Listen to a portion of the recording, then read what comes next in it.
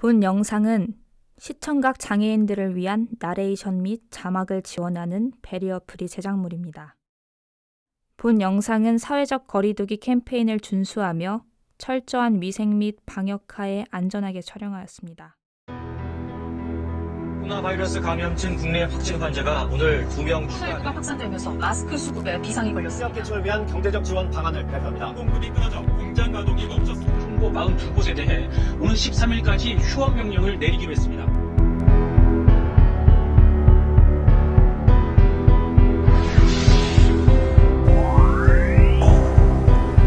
우리 사이의 거리. 코로나. 그 진실 찾기. 중국 우한에서 발생한 코로나. 한국과 WHO는 각각 국가 재난 사태와 팬데믹을 선포했습니다. 스페인, 이탈리아, 미국 등 세계 각지에서 발생하는 코로나. 제1급 감염병 신종 감염병 증후군으로 분류되고 기침과 재채기로 인한 비말로 전염됩니다. 약 일주일 동안 잠복기를 걸쳐 발열, 마른 기침, 호흡곤란 등의 증상이 나타나며 약 3.4%의 치사율로 인류는 완패했습니다. 9시 넘어가면 차들이 없어. 사람 움직임도 없고 차들이 없어. 그게 코로나. 모임이라든지 집단으로 많이 모이시던 분들이 사람들이 있는 밀집 지역을 피해 다니기 때문에 아무래도 매출에 대한 영향이 좀 많이 커졌고 점점 불안해지는 사람들, 인간이 가지는 코로나로부터 유일한 방어막. 대구에서 31번 환자가 나타났을 때 그때가 폭발적이었죠. 갑자기 나타났기 때문에 약국에서는 한동안 구할 수가 없었어요. 그 마스크 자체를. 마스크. 처음 겪는 상황에 마스크 품절대란 발생. 마스크가 없을 때 바깥 외출 자체를 아예 꺼리게 되는 것 같았던 것 같습니다. 하나로 맡은가 거기에 사람들이 엄청나게 길게 줄 서는 모습을 봤어요. 그리고 보고 인터넷 뉴스를 보다가 거기에 댓글 하나 달았거든요. 한 사람이 사면 다른 사람이 못 사게 하는 그런 시스템을 만들어서 일주일에 구매하는 개수를 줄여주면 어떨까 하면서 그렇게 적었는데 2020년 3월 6일 정부에서 마스크 오브제 시행. 어떤 사람이 구입했을 때 다른 곳에서 구입하지 못하게, 그리고 한 곳에서도 구입하는 개수를 제한하는 건데 많은 사람들이 자기 생존과 관계된 마스크를 구입하지 못한다는 것에 대해서 상당히 좀 불안감을 느꼈고, 혹시 언제 어디서 이렇게 필요할지 모르니까 조금 많이 긴장되기도 하고 약간 불안해요, 많이. 그럼에도 사라지지 않는 불안감. 끝나지 않은 전쟁. 불안감 속에서 생겨나는 소문들. 시민들에게 물어보았습니다. 코로나에 대한 심각성에 대해 어떻게 생각하세요? 학교를 가고 싶은데 학교도 못 가고 사이버 강의로 돌리는데요. 이제 동영상 수업도 한계가 있다 보니까 그런 거에 대해 성적도 좀 신경도 좀 쓰이고. 처음에는 제가 몰랐었는데 나보니까 그래도 사람들이 거리를 많이 두는 것 같더라고요. 자꾸 줘야 못 나가네. 저 요즘 심각하죠. 그래서 뭐 집에만 너무 있다 보니까 스트레스가 너무 심해서 답답하고 해서 지금은 이렇게 야외로 나왔거든요. 꽤나 많은 사람들은 코로나에 대한 심각성을 느끼고 있었습니다. 불안해져만 가는 상황 속에서 확인되지 않은 코로나에 대한 소문들이 퍼지기 시작했는데요. 더워지면 코로나가 뭐 없어진다 이런 소리도 들은 적이 있고 2년 동안 코로나가 계속될 수도 있다고. 네. 그 한국인이 치사율이 낮다는 점에서 한국인들이 마늘이나 김치 같은 발효 음식들을 많이 먹어서 그런 것이 아닌가에 대한 소문을 들어본 적이 있습니다. 말려서 다시 쓸 수 있다던가 아니면 이제 마스크를 며칠에 한 번씩 이제 갈아서 써도 된다든지 그런 걸 들어본 적이 있어요. 사실이 확인되지 않은 소문들이 퍼져가면서 사람들이 혼란을 겪는 상황. 전문가에게 이를 물어보았습니다. 여름이 되면 코로나가 종식된다는 소문과 장기화될 거라는 두 가지 소문이 충돌했는데요. 어떤 것이 진실일까요? 네, 지금 이제 그 바이러스 특징에 대해서 이런저런 얘기들이 많이 있는데, 지금 코로나 바이러스가 유행하고 환자들이 확진되는 전 세계적인 추이를 보게 되면 싱가포르라든지 아니면 그 적도 부근에 있는 더운 지방에서도 확진이 되는 것으로 보아서 코로나가 어떤 특정 온도에서 이제 특히 우리가 생존하는 일상생활을 하는 온도에서 자연 소멸하기를 기다리는 것은 불가능하지 않나 그렇게 생각하고 있습니다. 예. 더운 지방에서도 확진자가 증가하는 것으로 보아 자연 소멸을 기대하기는 어려울 것이라는 답변을 들을 수 있었습니다. 두 번째, 코로나 사태가 일어나고 난 이후에 일반 약품의 품절 현상이 일어났다던데 사실인가요? 3월달 예를 들면은 일반 약 매출 비중이 갑자기 늘어났어요. 그러니까 어떤 건강을 위해서 그렇게 좀 깔려있는 건지 모르지만 두 가지 계통에서 올라갔는데, 하나는 감기약이에요. 코로나가 감기 증상이라고 그래서 생각인지 모르지만은 우리가 기존 알고 있던 판피린 같은 거, 액상으로 된 거, 이런 것도 알약으로 된 감기약, 그 다음에 영양제, 그런 데에 대해서 상당히 구매를 많이 하셨어요. 근데 왜 그럴까 생각해 보니까 면역력을 높인다는 그런 것 때문에 드신 분도 있고요. 그 다음에 약국에 다시 나오기 좀 힘들다. 이게 왔을 경우에 딴 사람하고 겹치기가 싫다. 병원 약국은 위험한 곳이니까 내가 왔는 김에 사가자. 이런 것도 상당히 깔려있다고 생각해요. 크게 감기약과 건강보조제에서 특별히 구매량이 늘었다고 합니다. 면역력을 높이는 것이 코로나를 예방할 수 있다는 소문 때문에, 그리고 더 위험해지기 전에 약품을 집에 구비해둬야 한다는 인식 때문에 그렇다고 하네요. 세 번째, 코로나 통계 자료를 보면 5월 4일 기준 영국, 스페인, 이탈리아 등 치사율이 10%를 넘어가는 반면 한국은 2.3%로 비교적 낮은 치사율을 보이고 있죠. 때문에 이와 관련된 소문도 퍼지고 있었는데요. 한국 치사율이 다른 나라에 비해 낮은 이유, 김치와 마늘 덕분이라는 소문이었습니다. 과연 사실일까요?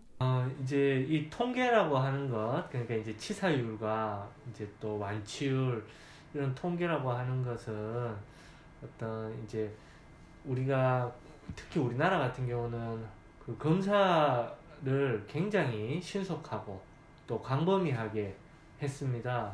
그리고 또 조기에 또 환자들을 자가격리를 시키고 이런 노력을 통해 가지고 이 치사율이 다른 나라에 비해서는 낮게 나오는데, 우리가 사회적으로 좀 나는 증상이 없고 나는 이제 무사히 넘어간다 하더라도 어느 누구에게는 치명적인 사망을 일으킬 수 있는 바이러스라는 경각심을 항상 가져야 된다고 생각을 합니다. 그래서 이게 어떤 마늘이나 김치나 이런 그런 음식으로 인해 가지고 우리가 면역이 좋아져서 코로나를 극복할 수 있다. 그거는 좀 이제 너무 지나친 비약적인 생각이 아닌가 그렇게 생각합니다. 네. 전체적인 확률로 보면 한국의 치사율이 낮은 건 사실이지만 초기 대응 및 여러 가지 변수를 고려해야 하며 어느 누구에게나 위험할 수 있는 바이러스라는 것을 잊지 말아야 한다고 하네요. 음식으로 면역력이 좋아져 코로나를 극복한다는 것은 비의학적이라고 합니다. 네 번째, 비타민이나 마그네슘, 홍삼 등을 섭취하는 게 코로나를 예방하는 방법 중 하나이다? 미국 쪽에서 비타민C가 효과가 있다. 하루에 몇 개 이상 먹으면. 실제로 그래서 의사 중에 어떤 사람이 그 유튜브에다가 비타민C가 얼마 이상 먹으면 효과 있다는 그런 걸 낸 적이 있었어요. 근데 그 내고 나서 상당히 많은 이제 그 반론도 들어가고 또 그런 식으로 사람한테 현혹하면 안 된다. 그런 식으로 이제 비판을 받는 그런 경우가 좀 있었단 말이에요. 근데 실제로 미국에서 보면은 요번에 그 사태가 일어났을 때 미국 현지에서 비타민C를 환자한테 먹으라고 그렇게 권한 건 있었다고 그래요. 근데 효과가 어떤지는 지금 전혀 알 수는 없습니다. 그러니까 전문가 의견이 정말 너무 다양하기 때문에, 그리고 지금 봐서는 코로나19에 대해서 전문가가 과연 지금 현재 존재할까 좀 이런 생각이 좀 들더라고요. 지금 미국의 의료 현장 같은 걸 보시면 아시겠지만은 지금은 우리가 요 현재 상태에서는 약이 없고 백신이 없어요. 그냥 대증치료거든요. 대증치료. 그리고 약에 대해서도 뭐 클로르킨, 하이드록시클로르킨 또는 뭐 렌데시버, 그다음 여러 가지 지금 뭐 나온 게 있잖아요, 그렇죠? 근데 거기에 대해서도 뭐 저 호주에서도 보면은 뭐 동물 구충제 그 뭐 얘기 나오잖아요. 근데 그런 것도 전부 시험 해보는 그런 단계이기 때문에 전문가도 그거에 대해서는 얘기할 수가 없다고 생각해요. 정확한 자료가 없기 때문에. 그러니까 우리가 어떤 그게 효과가 있다 없다가 말하려 그러면 시험 데이터가 있어야 되고 거기 대조군이 있어야 돼요. 근데 지금 현재는 대조군도 없고 또 걸린 사람의 대상으로 해갖고 임상 실험이 거의 되지가 않기 때문에 있다 없다를 말하는 자체가 사실은 논리적으로 맞지 않거든요. 때문에 그 문제에 대해서는 아직까지 뭔가 효과가 있다고 하는 거는 좀 어불성설이다. 예. 효과가 있다 없다 이렇게 이분법적으로 말할 수 없다고 합니다. 통계 자료나 임상실험 등으로 인증되지 않았기 때문에 지금 믿을 수 있는 것은 마스크뿐이라고 합니다. 5번째, 코로나 환자는 냄새를 맡지 못하기 때문에 냄새를 맡는 것으로 코로나 자가검진이 가능하다는데 사실인가요? 우리가 이제 처음에 코로나가 이제 발생했을 때 가장 먼저 확인을 했던 것이 이제 폐렴 환자들입니다.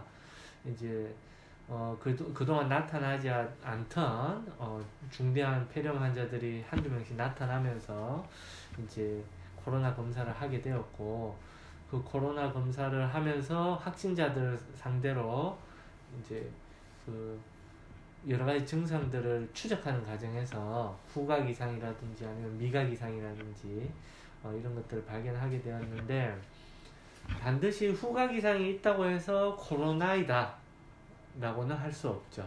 그렇지만 코로나의 여러 가지 증상 중에 하나가 후각이나 미각의 이상을 동반할 수 있다고는 충분히 볼 수 있습니다. 예. 코로나 확진자일 경우 후각 이상이 발생할 수는 있지만 후각 이상이라서 무조건 코로나다 라고 단정 지을 수는 없다고 하네요. 6번째, 마스크에 관한 소문들도 많이 퍼졌습니다. 재사용에 관련된 것이었는데요. 마스크를 전자레인지에 돌리거나 햇빛에 말리고 소독제를 뿌리면 재사용이 가능하다는 소문이었습니다. 이 소문은 사실일까요? 2장 또는 지금 3장을 사용하라고 지금 국가에서 일주일에 그쵸? 나오고 있는데, 저는 그 마스크 풍족에서 지금 이 마스크를 매일 바꾸냐면 그렇지 않습니다. 저도 이 마스크를 3에서 4일 사용하거든요. 예, 그래서 그러면 저는 어떻게 사용하냐면은 그 전에 왜 알코올 뿌린다는 이런 얘기 있었잖아요. 근데 이 마스크가 현재 필터로 차단하는 게 정전기로 막아요. 정전기로 막기 때문에 물이 닿아버리면 이 마스크 필터가 손상합니다. 그래서 빨지 못하게 하는 거거든요. 근데 뭐 뿌리는 알코올이잖아요. 근데 우리가 소독용 알코올 같은 경우는 알코올 70%에 물이 30%예요. 그래서 뿌려버리면은 물과 닿아서 정전기 효과가 사라지기 때문에 뿌리는 건 안 됩니다. 일단은. 그리고 지금 뭐 미국에서도 지금 보면은 MIT 쪽에서도 이 마스크를 재사용에 대해서 어떻게 하면은 좀 더 필터의 성능을 유지하면서 사용할 수가 있을에 대해서 여러 가지 나오는데, 뭐 찜통에다가 뭐 찌는 방법 있잖아요. 전자레인지에 이렇게 돌려서 여러 가지 있는데, 제가 지금 사용하는 방법은 UV 270 나노미터에서 살균하는 거예요. 요거는 얼마 전에 한번 제가 봤는데 그게 효과가 있다고 나왔고, 그리고 현재 이 상황에 대해서 미국 각 그 대학교 이런 데서 연구 중이다. 예, 이게 지금 정확할 것 같아요. 아직까지 거기에 대해서 정확하게 밝혀진 건 없다. 근데 UV 살균기는 지금 현재 나온 데이터로 봐서는 사용할 수 있다. 예, 그렇게 정리하면 되겠네요. 마스크의 원리는 정전기이기 때문에 물기가 묻는 행동은 금물. 현재 발표된 자료로 봤을 때 UV 살균기 270 나노미터에서 살균하는 방법이 가장 효과적이라고 하네요. 마지막 7번째. 코로나는 점점 더 치명적으로 변이되고 있다. 과연 사실일까요? 네, 그렇습니다. 이 코로나 바이러스는 이렇게 여러 감염의 단계를 거치면서 여러 종류의 형태로 변이를 일으키는 것이 사실입니다.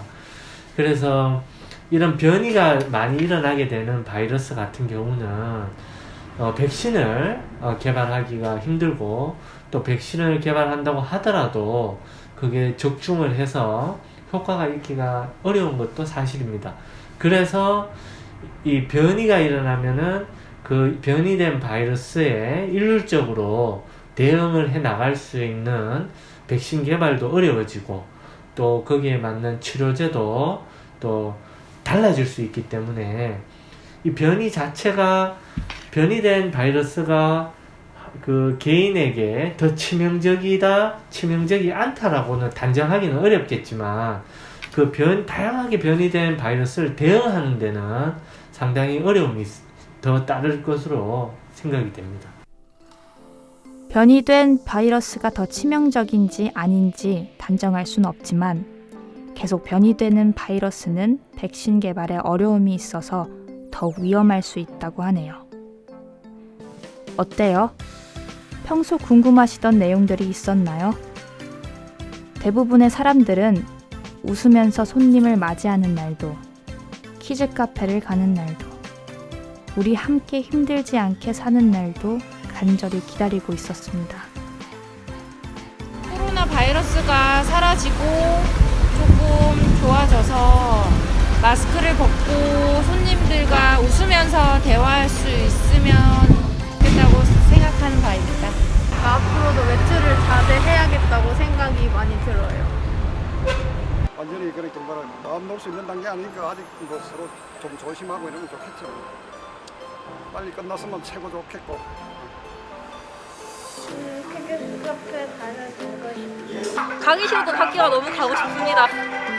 빨리 코로나 사태가 진정이 되어서 이렇게 관광지나 유원지 같은 곳에서도 부담 없이 좀 여유를 즐길 수 있는 날이 빨리 왔으면 좋겠다는 생각이 듭니다. 경기 최대한 경기 회복이 조금 빨리 되는 게 우선이지 않을까 싶은 마음이 있습니다. 시간은 지금 주어졌고 모든 국민과 정부도 지금 최선을 다했고 경제적 활동 계속 하면서 그 약과 백신의 도움으로 일상으로 돌아가야 되지 않을까. 지금의 그 폭풍 전야 같은 거 있잖아요. 이런 생활 말고 정말 완전한 일상으로. 이런 감염병이 왔을 때 가장 중요한 것은 사회적인 책임감입니다. 개인이 책임감을 가지고 나로 인해서 타인에게 피해를 주지 않겠다는 그런 마음을 항상 마음속에 가지고 있게 되면 이런 꼭 코로나뿐만 아니고 독감이라든지 유행성 감기, 신종플루 수많은 이런 감염병에 우리가 잘 대응하고 또 억울하게 죽어가는 환자가 없을 거라고 그렇게 생각이 듭니다. 나를 위해서도 남을 위해서도 앞으로 언제 찾아올지 모르는 바이러스로부터 우리가 안전하게 살아가는 길. 사회적 책임감입니다. 어떠신가요? 여러분은 오늘 나를 위한 책임을 다 하셨나요? 우리 사이의 거리가 가까워지는 나를 위한 책임. 모두 다 함께 하실 거죠?